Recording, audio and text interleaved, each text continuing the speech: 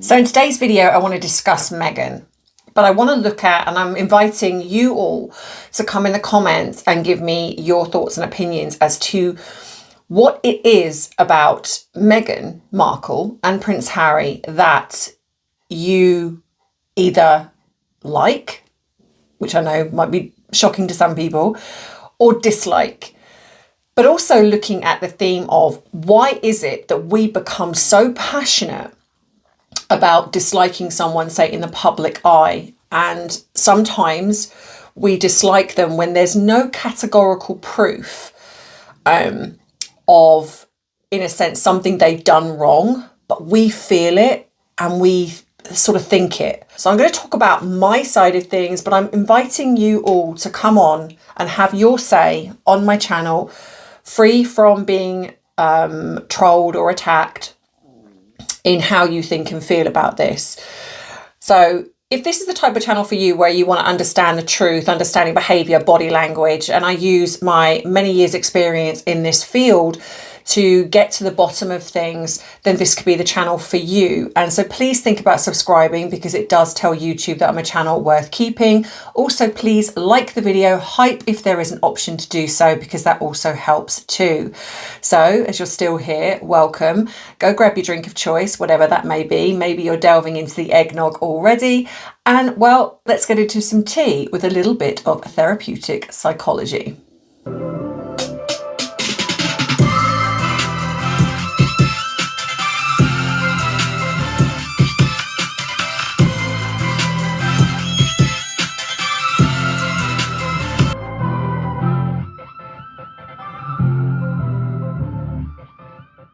So hey everyone, not long till we get to the big day. I'm hoping that many of you are almost sorted now with your Christmas wrapping or presents, etc. I know that I'm almost done, which is thank goodness, because I've had to send some off.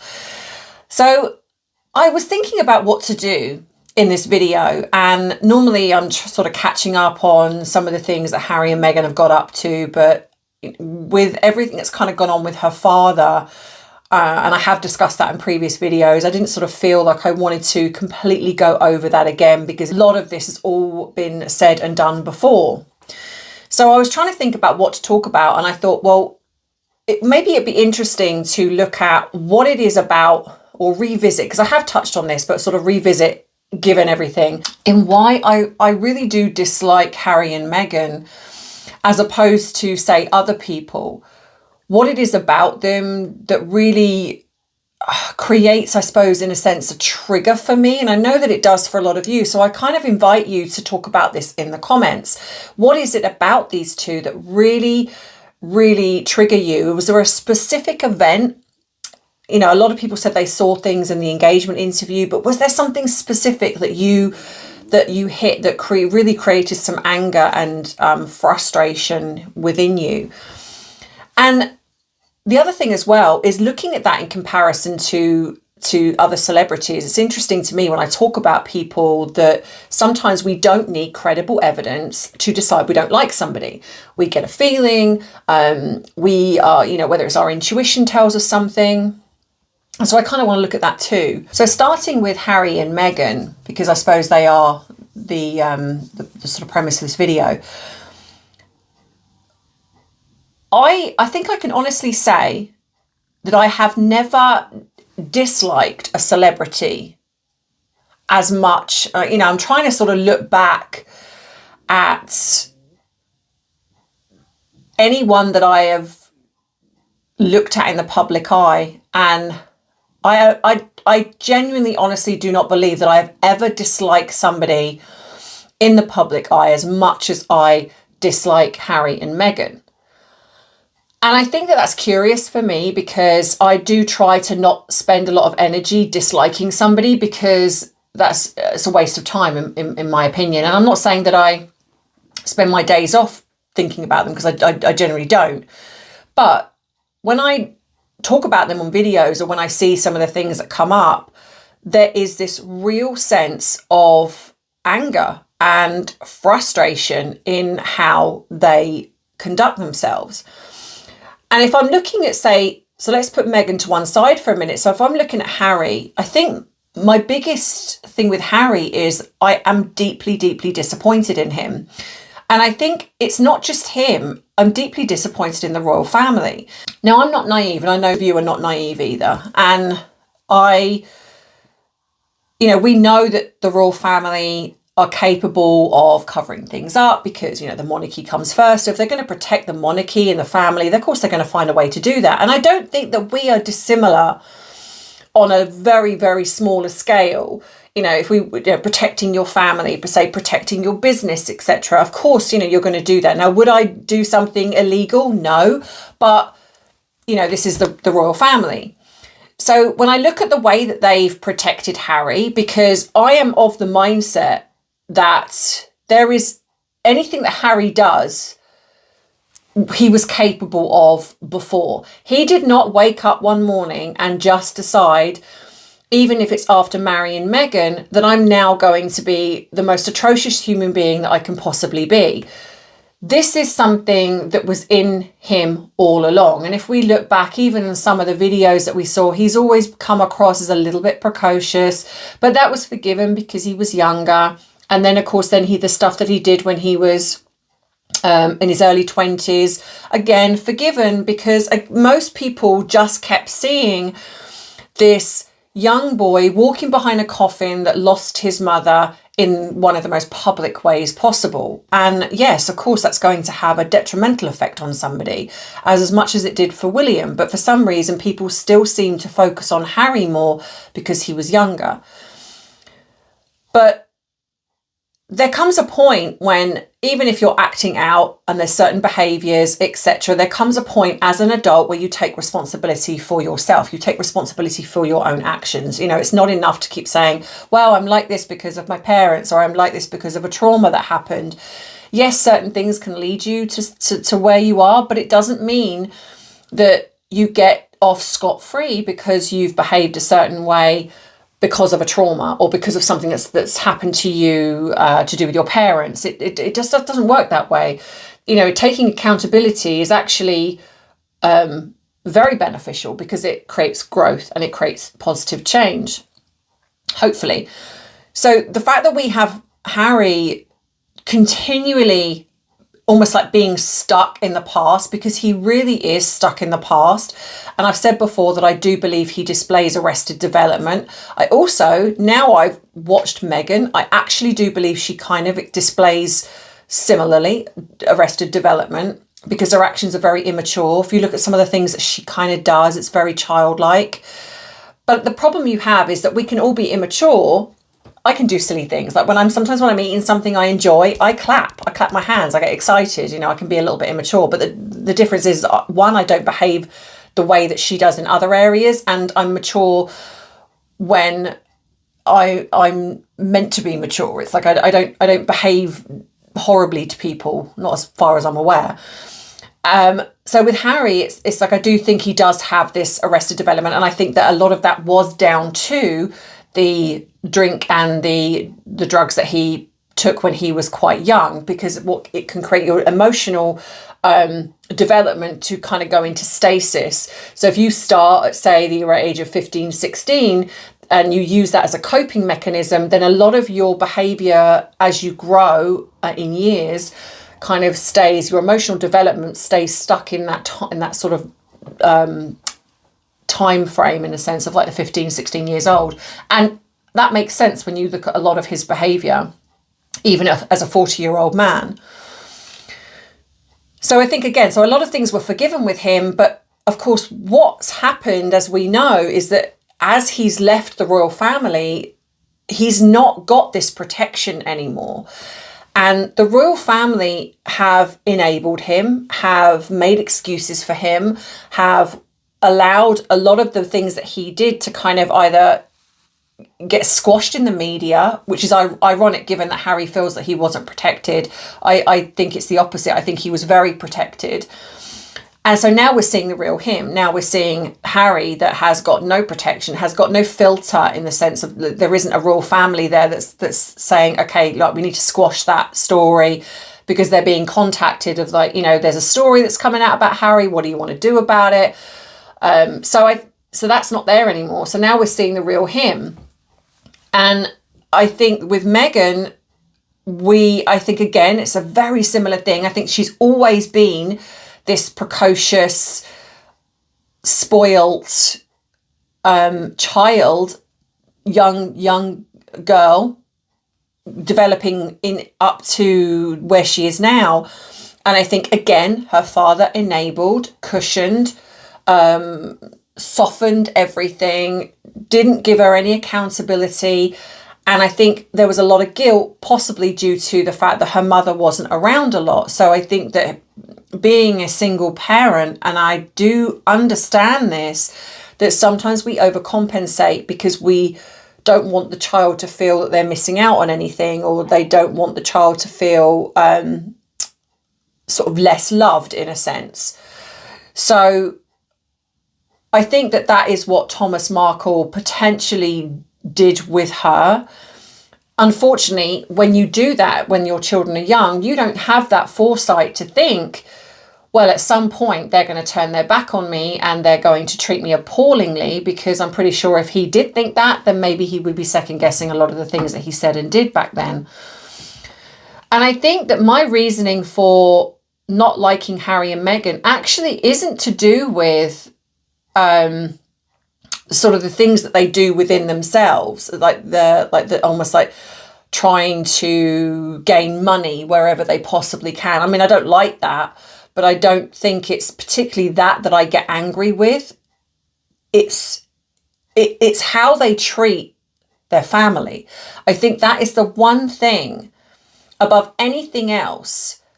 No matter how much I can try to understand, even from a professional point of view, I just cannot, because it's not about families being perfect, because like I said, I've said many times with the royal family, they're not perfect.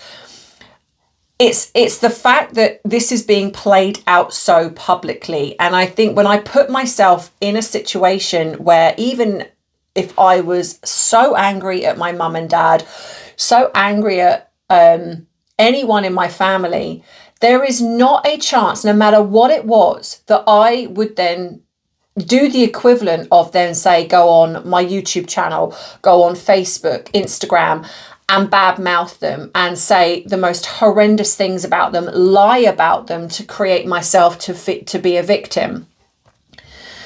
And that is what I'm seeing play out. It doesn't matter what they've done, what they haven't done. The fact of the matter is that this is being played out publicly about two families. And I think that that is something that each time I see this, and I think that's coupled with the mainstream media of painting, especially Meghan, out to be a victim.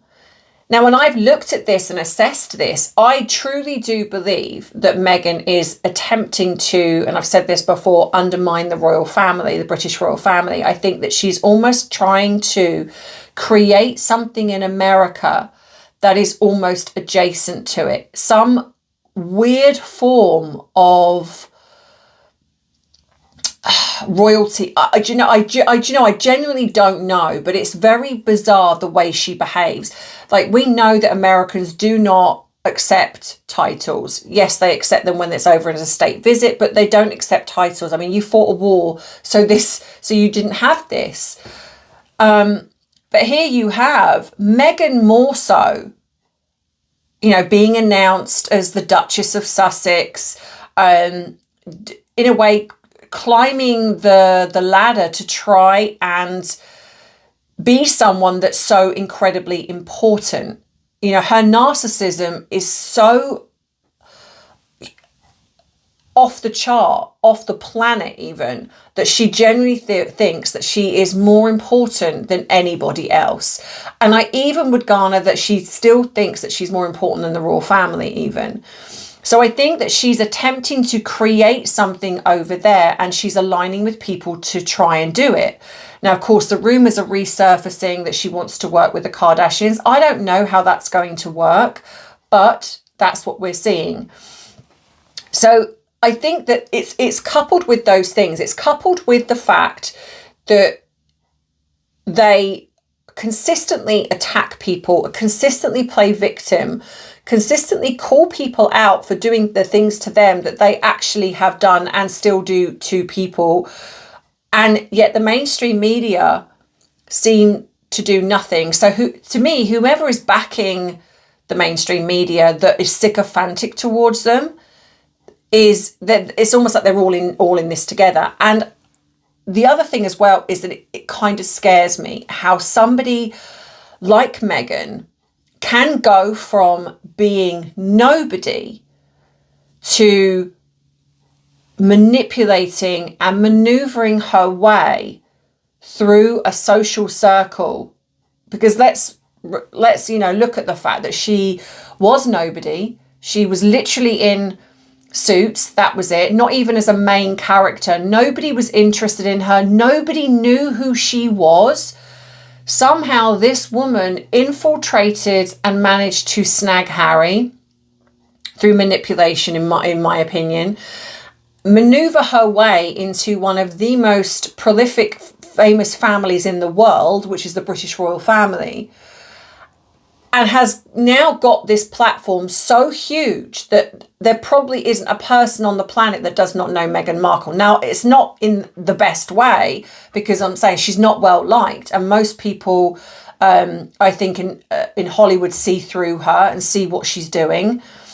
And I would even garner that the Kardashians do too now, especially after the birthday party with Kris Jenner, and this recent schmoozing that's kind of going on, where these posts are being, these articles are being put out. I think it's Meghan, and Meghan does this. I think that when she wants to, like she's now sort of saying that she wants to be in one of their episodes, whereas before it was, she doesn't want to be in one of those episodes, because I think it's almost like it's beneath her. But I think given that Hollywood is not interested, she's got literally nowhere to go. So I think that she knows that Kris Jenner is quite well known and is quite powerful, probably within that circle in Hollywood. So she feels that by infiltrating her, getting to perhaps Chloe, because I think Chloe probably comes across like the softer one of the group of them.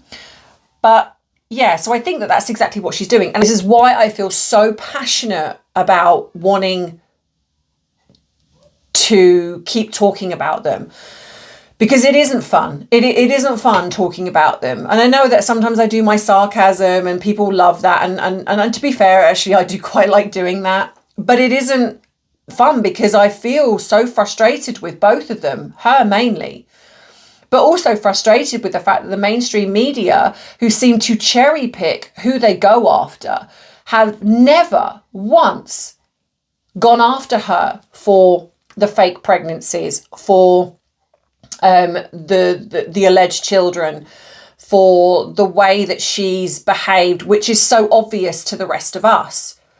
So my question to you is what is it? What is it for you? What is it for you in regards to these two? Was there a pinnacle moment where you thought, you know what, I have seen things, but this is it? And I think also one of the ones also for me was when I was watching her literally shove Harry out of the way and he just stood back and took it. That's when they were sort of approaching people, and it's like he's the royal, but she was kind of shoving her way into the front. And when I started seeing that, and I spoke to Angela Levin about this, I think she said something similar, that when she was following, when she was doing an interview or something, and she was watching, I think it was just after the wedding, and it was like there was a real shift in Meghan's attitude. Before that, she seemed quite submissive, almost like going along with things. When they got married, she said she literally saw the shift in her behavior, how she started almost to become more dominant. And she said, and even in her words, she said to me, I was like, uh-oh, this, something's not good here. So she spotted it as well. And I think that's the point, isn't it? And if you look at a lot of her videos and footage prior to marrying Harry, she was very much like looking up at him, all sort of doughy-eyed and almost like clinging on to, I mean, she still does the holding the hand thing, but she was literally like wrapping herself around his arms. It was almost like he was the more alpha in those moments. the minute she married him, you know, or maybe it was even when she got engaged, I think, you know, you started to see the shift in her behavior. And I would just like to know why the mainstream, I mean, I think we can all guess, but I almost just want to know why the mainstream media just seems so terrified to call her out. And it cannot be just because of being sued, because I get with certain things, when you don't have evidence and you just think you know, then okay, yes, okay, I can get that. But surely, you know, even when they report on some of the stories that they don't do their due diligence. They don't look at things and think, hang on a minute, let's investigate that before we print it. They don't. They literally just print something. Like the way that it's being discussed about Meghan and her father, it's literally painted as if she's been through so much. This has been so traumatic to her. You know, how can she possibly build trust with him when he's got a reporter on speed dial? It's like, you've only just found this out. So what about all the 5 years prior to that where you didn't bother with him? You haven't got the mainstream media going, well, yeah, hang on a minute, let's ask some questions here. Because what about the 2 years prior to the marriage? You didn't go and take Harry to meet your father. You know, what about the fact that he did one thing and that was the only thing that made you then decide, well, that's it, I'm discarding my father completely now because he set up a photo shoot to make himself look good? Nobody in their right mind would ever do that to their own parent if they made a mistake. And of course, she forced him, in a sense, to then start communicating through the press because, like I say, it was like a lamb to the slaughter. She shut every avenue down, didn't want to communicate with him, and you've got this man who's literally gone from having his daughter in his life to suddenly, bang, done, nothing. Not even a gradual weaning off. It was like, nope, yep, gone. Of course he's going to grab onto any way to try and get through to her. And she's used that as the excuse as to, well, I can't possibly trust him because he uses the media. Well, what about all up until that point? Up until that point, he was saying nothing until the wedding. And then it's like you put him in an untenable situation. And whether rightly or wrongly he's done some of the things that he has. And I know that a lot of you disagree and think that he's not particularly great. But at the same time, I think that this was a situation that he probably never believed in a million years that he was going to be put into. All the while watching the woman who disappeared for however long, who didn't help raise Meghan, suddenly get front billing and get all this money and all this, you know, she's part of the wedding. And I would be devastated if that happened to me. So I think that, yeah, it was accumulation. I actually thinking of the way that she treated her father at the wedding, and then seeing how her behaviour started to change. With Harry, it was sort of similar, but I've always thought that Harry is a bit of a. I was going to say something then, but I thought better of it because it's YouTube.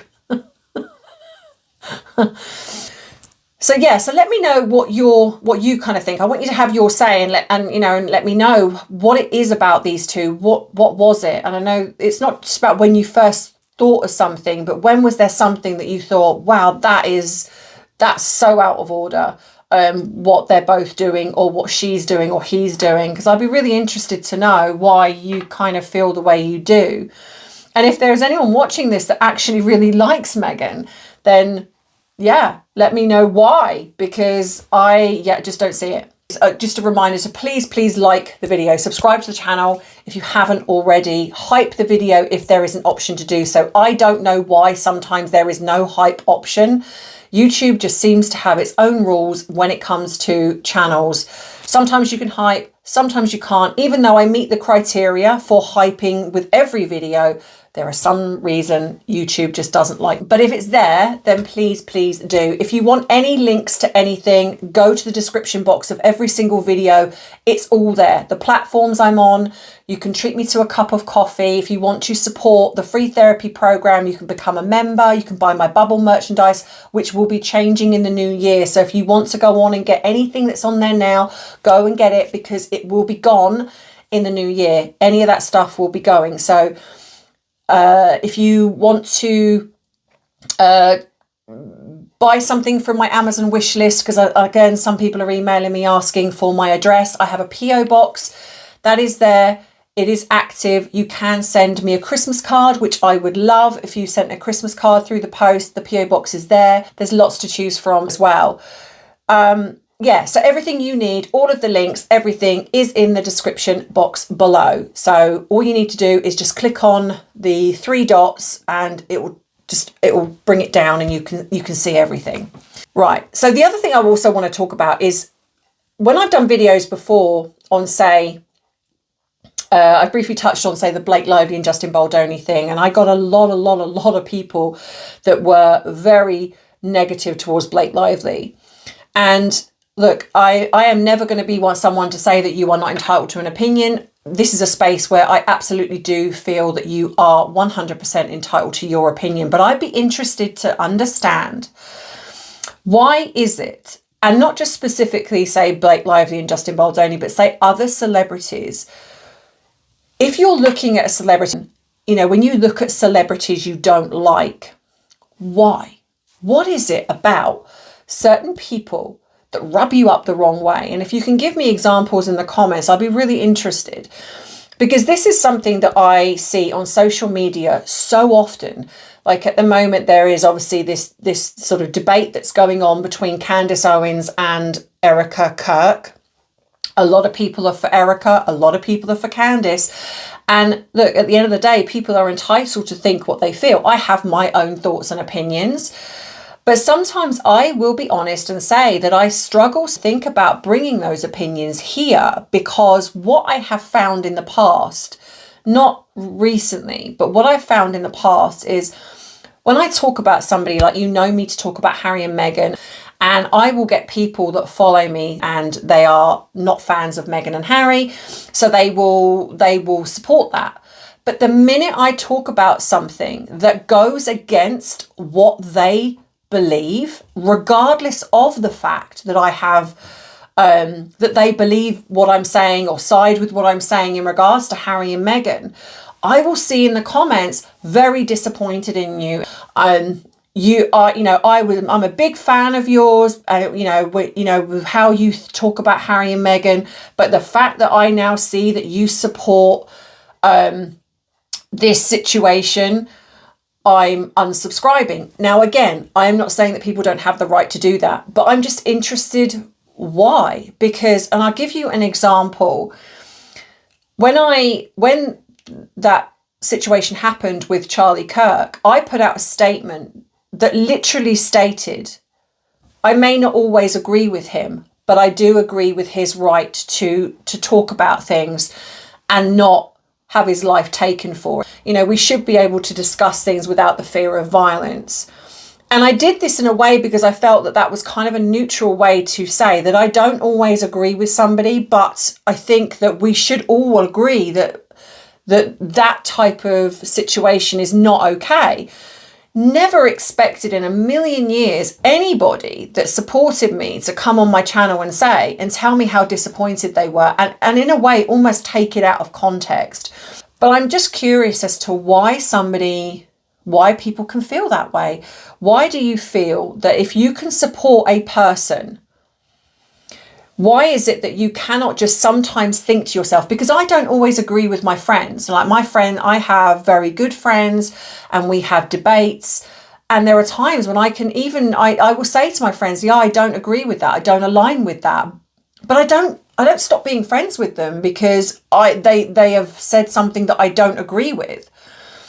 And so I'm just curious as to why do you feel that we're in a society where you can support somebody for years even, but the minute they say something that you don't like, it's I'm no longer supporting that person. Some people cannot just kind of think, well, I don't agree with that, but I agree with everything else that you do. And that's okay. Because maybe that's part of the issue is that we have become very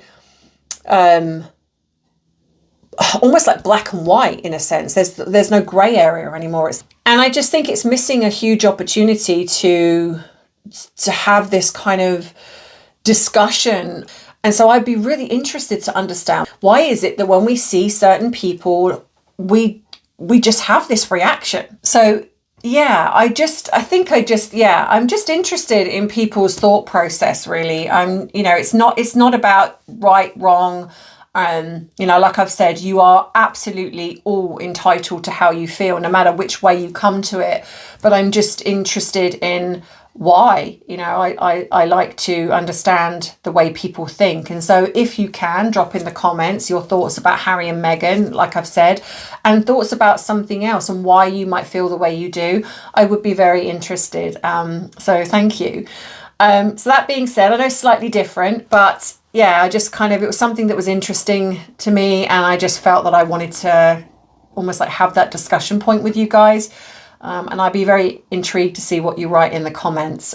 Please, as always, be respectful to each other. This is a channel that I really do try to keep away from any bullying, trolling, and I will remove those comments. So please just be mindful. Even if someone has a completely different opinion to you, please don't make it personal and start attacking them. It's just not necessary. We're all adults here. I will see you hopefully in another video on Friday, albeit that I've got some time and space to do one.